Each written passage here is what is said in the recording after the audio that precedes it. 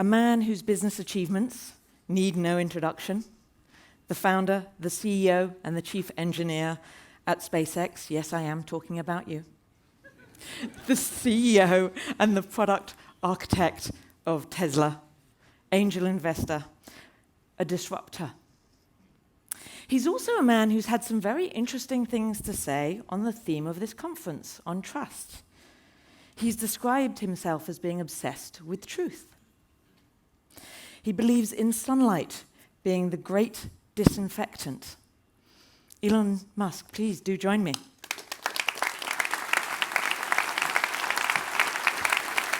Such a pleasure. Oh. So, Glad welcome. to be here. Hello, everyone. Let me start. Tell us how you think about trust. Well, I believe in trust and transparency and the pursuit of truth in general. But I mean, first, let me just take a moment to say thank you for inviting me, and it's an incredible honor to be here. I love Norway, and I just want to thank the leaders and the people of Norway for their longstanding support of electric vehicles and sustainable energy. And I just want the people of Norway to know that, hey, you really made a difference. And so I thank you. Well, thank you for joining us. But I'm still going to come back to the question. Tell me, how do you think about trust? Well, I think there's, that's really quite a philosophical question. It is. And one could wax on at length about that. I guess, we're talking about Twitter. I was told that's the one topic I'm not to talk about, so I'm going to avoid it. No, they both start with a T, I suppose. Well, I do think that with respect to information, generally people want to know that the information that they're receiving is accurate, that it is representative of the full picture, and they want to be able to believe what they read and not feel that it's overly biased, or at least understand the nature of the bias. So I think one of the key things to trust is transparency, and for people to really know, if there's like a social media company or something, to understand what the algorithm is, so to open source the algorithm so people can look at it and critique it and it's not a black box. And then if there are any modifications done by people at that social media company, that they're clear and, again, transparent, and so it's not hidden. And I believe in the sort of free flow of ideas, and just generally erring on the side of free speech within the boundaries of the law. Within the boundaries of the law. It's a great place to start, isn't it? Yeah. Well, I think you can't go sort of beyond that without being arrested, I think. Yeah. Let's move on, shall we? You've been a great disruptor of technological models in energy and space. Where is the unexplored area for disruption? Well, I find the word disruption, I don't aim to disrupt for the sake of disrupting, It's more like there's thinking about what set of actions are most likely to lead to a better future. Mm-hmm. And so, in order one of the things, obviously, in order for humanity to have a compelling future for civilization, is that we must have a clear path to a sustainable energy future. That's one of the things that I think everyone would agree with. Now, I actually am not someone who would tend to sort of demonize oil and gas, to be clear. This is necessary right now, or civilization could not function. So I do think we actually need, and actually at this time, I think we actually need more oil and gas, not less. Mm-hmm. But simultaneously moving as fast as we can to a sustainable energy economy. And I thought the words of the Prime Minister were just spot on. It's And I'm glad to hear that there's a large effort for sort of ocean wind, because that's I think a massive untapped potential. I would say go even more than what the Prime Minister said, frankly. It's like, that's, you know, I mean, if you did a 100 by 100 array of 10 megawatt systems, you'd have 100 gigawatt capability. And then you do need to combine that with stationary storage, battery packs, to buffer the energy, because sometimes the wind blows and sometimes it doesn't blow. Or it doesn't blow as hard. And so you need to buffer it with battery packs, stationary battery packs, and Tesla and other companies are also making that. So that the sort of the three pillars of a sustainable energy future are sustainable energy generation, which is hydro, geothermal, wind, solar. I'm also pro-nuclear. I mean, I think we should really keep going with the nuclear plants. I know this may be an unpopular view in some quarters, but I think if you have a well-designed nuclear power plant, you should not shut it down, especially right now. But I try to say what I think is you know, scientifically cogent, even if it is not popular. Anyway, so the pillars are sustainable energy generation, but then must also store the energy, because many of the two main sources of sustainable energy, wind and solar, are intermittent. The wind doesn't always blow, the sun doesn't always shine, so you must buffer the energy in stationary battery packs. And then the third element, obviously, is electric vehicles. So electric cars, trucks, aircraft, boats, with the ironic exception of rockets.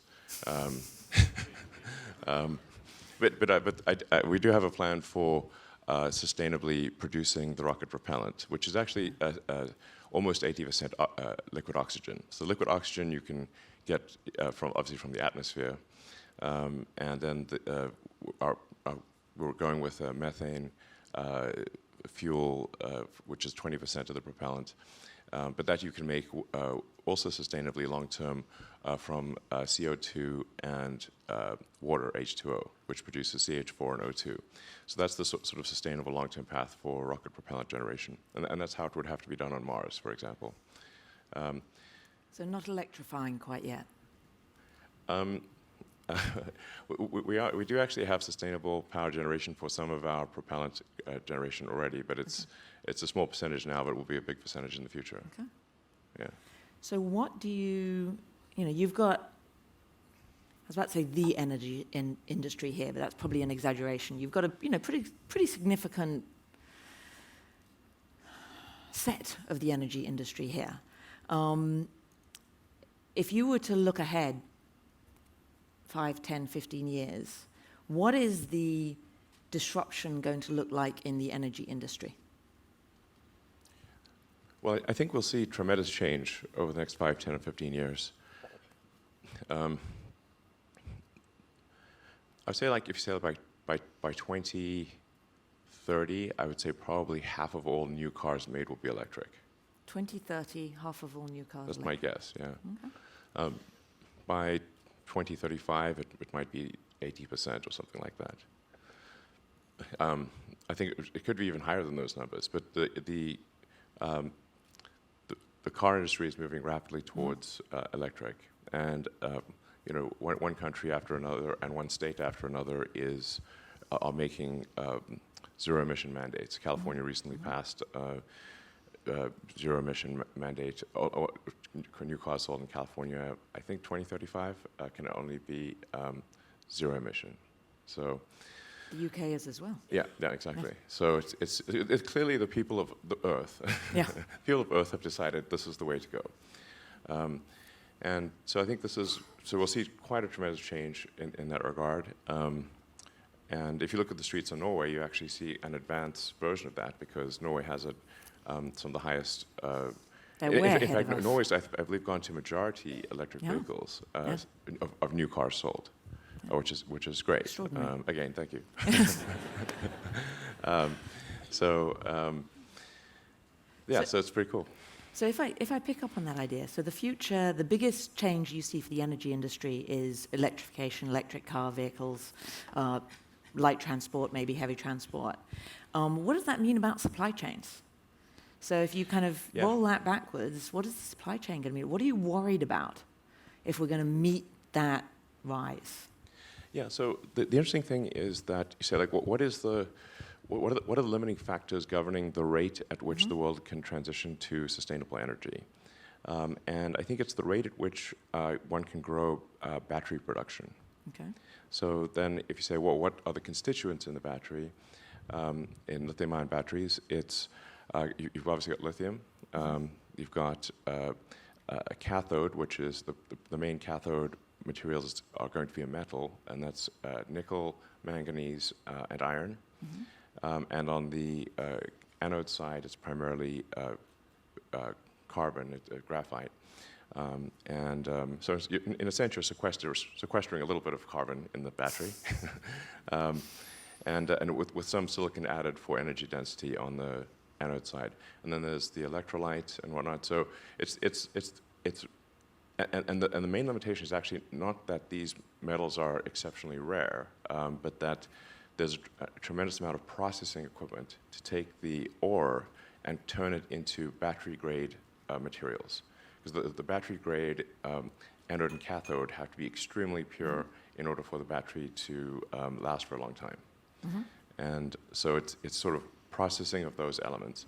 And I'm sort of writing this sort of master plan part 3, which is what are the steps needed to scale sustainable energy, and again, what are the limiting factors, and how can we potentially accelerate these? So hopefully finish that in a month or 2. So do you want to give us a preview? What are the gating functions, if you will, that we need to get over? What are the big steps? Well, the materials that I mentioned are really essential. So it's generation, it's processing.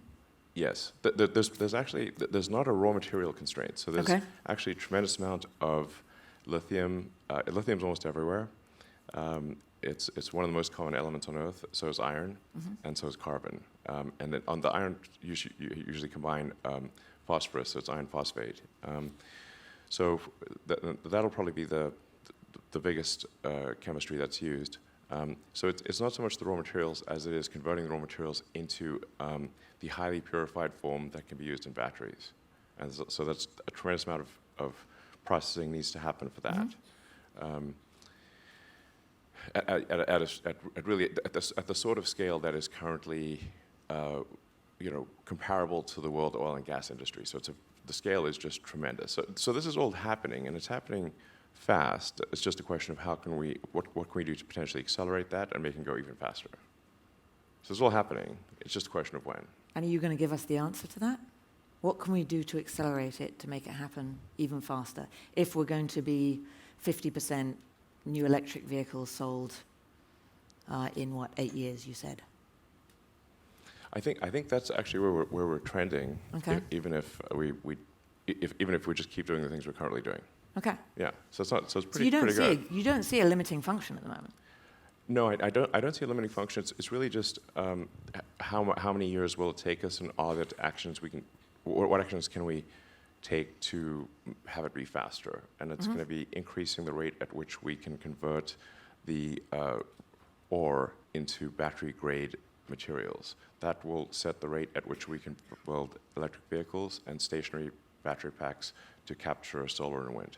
Okay. So this is all, basically what I'm saying is this is an optimistic and positive message. And I'm not suggesting at all complacency, but just saying that things are moving in a good direction. But obviously, if we can make them go even faster, that's better. And a lot of this happens in China, right? At the moment, today. So, yes. Yes. So you said last year that you thought trust in China would improve post-COVID. So do you think that's happened? Do you see China as an investment opportunity today? Well, Tesla is actually investing in production in China. So we have a large factory in Shanghai, and we are continuing to expand output and invest in that factory. But we're also investing in Europe with our factory just outside of Berlin. and in the US with our new factory just outside of Austin. Okay. So, and we hope to announce a location for another gigafactory perhaps later this year. So we're going as fast as we can, and I've always said that I would say, like, when you look at Tesla, the fundamental good that Tesla does, I think it's not measured by profit, but rather by how many years will Tesla have accelerated the transition to sustainable energy. This is how I think this one is should your look measure at. of success. Yes, yes, yes. And I think we have accelerated it to some degree already. You know, I think if it wasn't for Tesla, the car industry would have transitioned to EVs much later. So exponential curve or straight line? It is it is an exponential curve, yes. Okay. You know, you're making me use my chemistry and my maths, which I haven't done in a few decades. Most people don't know what an exponential curve means, but it's a... I think most people like in this room... Maybe this room, yes, yes. This room, they know, yeah? Yes, yeah, yes. Yeah, I thought so. What about a logarithmic curve? Now that's optimistic. No, well, yeah. Can you do it? No, I think the things are improving exponentially with respect to sustainable energy. So, okay. But if we can make it go faster, all the better. So how do we go from exponential to logarithmic? Well, I think... Well, come on, you've thought about this. I know you've thought about this. Logarithmic is actually fast in the beginning but slow at the end. So I think we actually... what will actually happen is a transition from... it's following an S-curve. So you have an exponential increase, then linear, and then logarithmic. And that's basically how any transition, large industrial transition happens. I think I'm going to get off math now, because I could get into trouble. What's your approach to risk? How would you talk about that? I'm back to philosophy. I'm safer in philosophy. Well, I think... I don't sort of like, just arbitrarily seek risk. I think there's, some things are risky, but if the stakes are important enough, then you take the risk.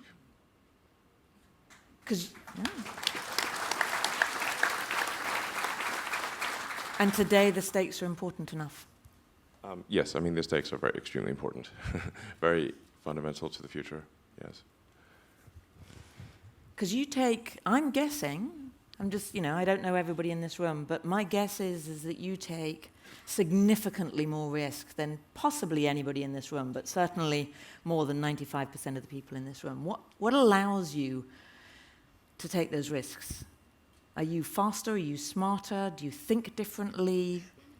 What do you do differently that allows you to do something that most people here, smart as they are, can't do? Well, I think there's probably a lot of people in this room that do take a lot of risks, but... I can take the risk. I probably can win. Well, we've got a volunteer, but before you... I want to hear what Elon has to say about how he takes risks.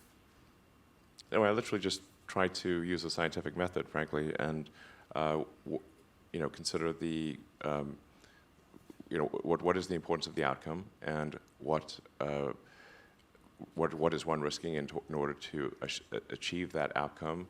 And but like I said, if the outcome is important enough, even if the probability of success is low, one must, I think, still do it. In my view,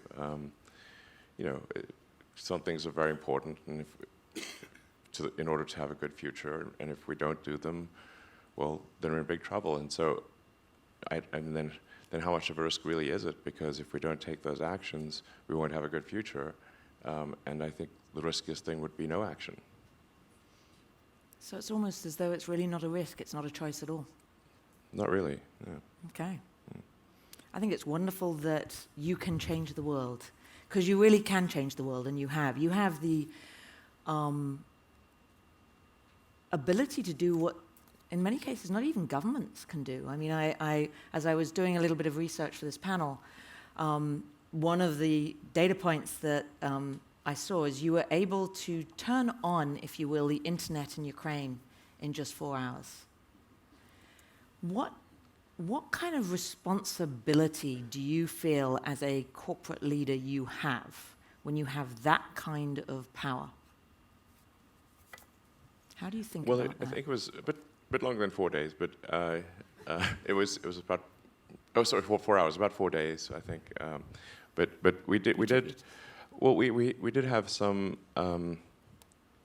guess that maybe there would be something happening in Ukraine, and so we did pre-position some Starlink terminals there just in case. So that was helpful for the initial part of the invasion, and then we accelerated delivery of a lot of terminals within a few days of the invasion taking place. And the Ukrainian government tells me it's been very helpful. So Yeah.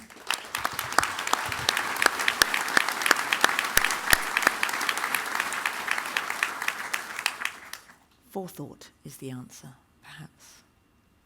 I mean, forethought and just moving quickly, decisively. Yeah, so I do hope some peace can be achieved in Ukraine and Russia. That's I do think some thought should be given to what's the end game there, and I think the end game will require some compromise on the part of both parties. Yeah. You've said that what you're solving at Tesla is an AI problem, not a transportation problem. And you talk about the next big disruption being AI. What can AI do to help combat climate change, particularly in this period, the short-term period as we're transitioning?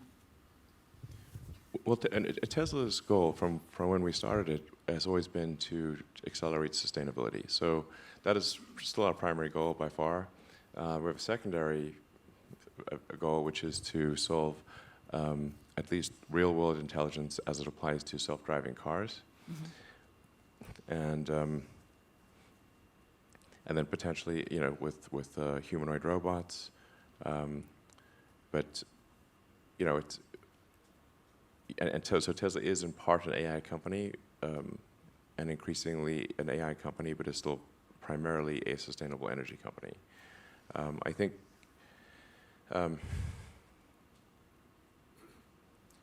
AI, what will AI do? I don't think we need AI to solve sustainability. That is happening. It might help us accelerate it. But I think we should also be cautious about AI and just make sure that as we develop AI, that it is, doesn't get out of control, and that the AI helps make the future better for humanity. And that's something I know you're working quite a lot on. I think we should be more worried about AI safety than we currently are. Yeah. Especially, the future wars are really going to be, and we're seeing a taste of that in Ukraine, very much drone wars. So if your drones are better than their drones, then you win, basically, is what will happen. Thus has it always been. No, that's going to be, it hasn't been that, but will. It will be. Final question, we've just got a minute. What keeps you up at night, and what are you doing about it?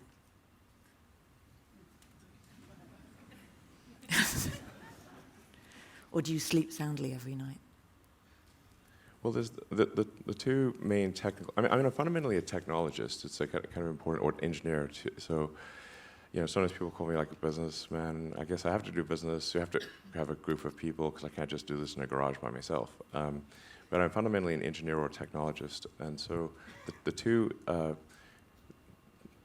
technologies I'm focused on trying to ideally get done before the end of the year are getting our Starship to orbit, which I think is important for expanding consciousness beyond Earth and life beyond Earth, and then having the Tesla cars be able to do self-driving.